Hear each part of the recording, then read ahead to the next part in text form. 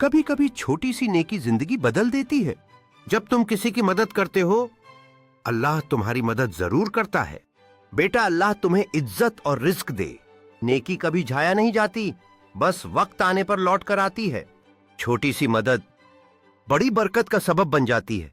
एक नई शुरुआत उसके लिए खुशियां और उम्मीद लेकर आई है। यह उसकी मेहनत और नेकी का नतीजा है जो उसे यहां तक लाई है। हर नेकी का फल मीठा होता है और आज उसने इसका स्वाद चखा है। इस नए सफर की शुरुआत उसके लिए नई संभावनाओं के दरवाजे खोलती है।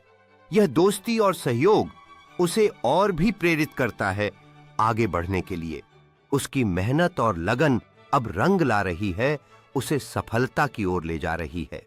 इस पहले दिन ने उसे सिखाया है कि जीवन में छोटी छोटी मददें बड़ी खुशियां देती हैं। अब वह जानता है कि नेकी का रास्ता हमेशा सही दिशा में ले जाता है। परिवार का साथ और समर्थन उसे और भी ताकत देता है आने वाले कल के लिए।